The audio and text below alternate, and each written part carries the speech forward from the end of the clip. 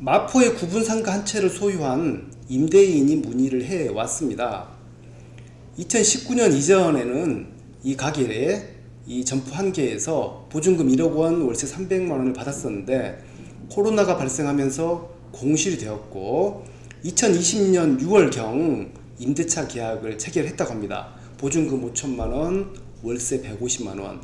주변 시세보다 현저히 낮게 책정을 했다고 말을 하는데요. 계약을 체결하면서 임차인과 특약을 맺었습니다. 특약 내용은 재계약 시 2년간 임차 기간이 끝날 때 재계약 시에 시세대로 조정한다 라고 특약을 했고요. 임대차 계약이 끝날 무렵인 2022년 5월달이 돼서 임대인이 임차인에게 요구를 했습니다. 임대료를 증액합시다 라고 요청을 했는데 이제 임차인은 올려주기 어렵습니다 라고 답변을 했고요. 여기서 임대인은 저는 어떻게 해야 됩니까 라고 지금 이제 문의를 해왔는 그런 상태입니다. 임대인과 임차인이 임대차 계약을 한번 체결하게 되면 그 후에 계약 도중이건 임대차 계약이 만료되는 재계약 시점이건 임대인이 임대료를 인상하고자 한다면 한 세 가지 정도로 구분할 수 있을 것 같은데요.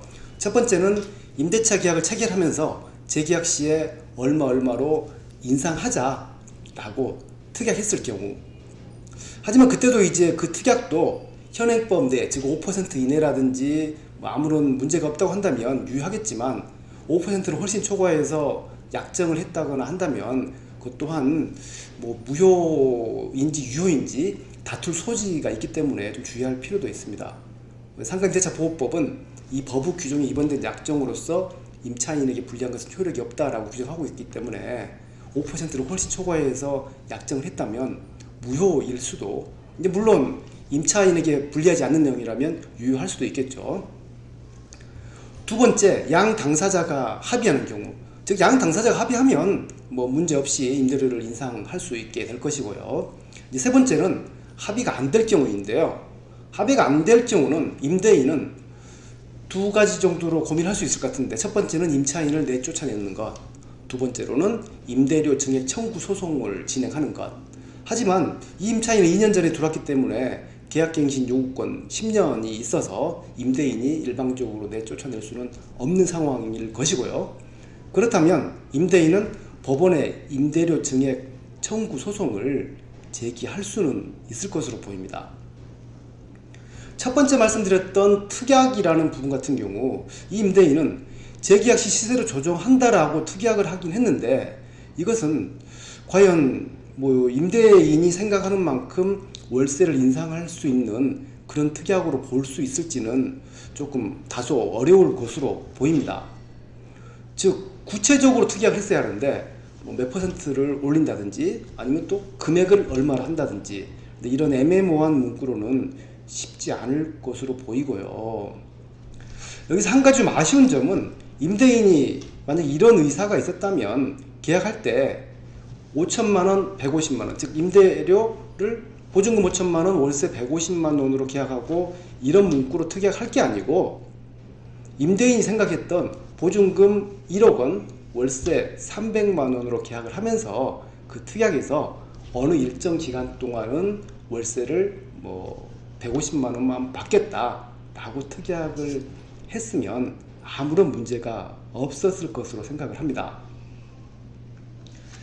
임대인이 만약 법원에 이제 소송을 진행하는 방법이 있긴 한데, 이 시세대로 조정한다라는 문구 가지고 소송을 진행했을 때 승소 여부도 불확실할 것이고요. 변호사 비용 등 여러 가지 부대 비용 등으로 소송 제기하는 것조차도 어려울 수도 있습니다. 만약 이런 소송이 진행된다면 법원에서는, 재판부에서는 조정으로도 회부할 확률이 클 것 같은데 시간도 많이 소요될 것이고요. 법원에서 만약 조정이 안 된다고 하면 또 감정평가까지 이루어질 수 있을 것이고, 또 감정평가 금액이 임대인에게 유리하게 나온다라는 보장도 없고, 또 감정평가 금액대로 재판부에서 판단을 해줄까라는 것도 좀 미지수라고 볼 수 있을 것 같습니다. 여기서 정리해보면 임대인이 할 수 있는 방안은 10년 동안 포기하든지 아니면 되든 안 되든 임대료 증액 청구 소송을 해보든지 두 가지 중에 하나가 될 수 있을 것 같은데요. 두 가지 방법 다 임대인에게는 많은 스트레스로 작용할 수밖에 없을 것 같고요. 아까 말씀드린 대로 임대차 계약 체결할 때 임대인이 원하는 보증금, 월세 금액을 책정한 후 일정 기간 동안은 얼마만 받겠다라고 이렇게 약정했다면 아무런 문제가 없었을 것인데라는 아쉬움이 큰 그런 상담 사례였습니다. 이상 오늘 영상을 마치도록 하겠습니다. 감사합니다.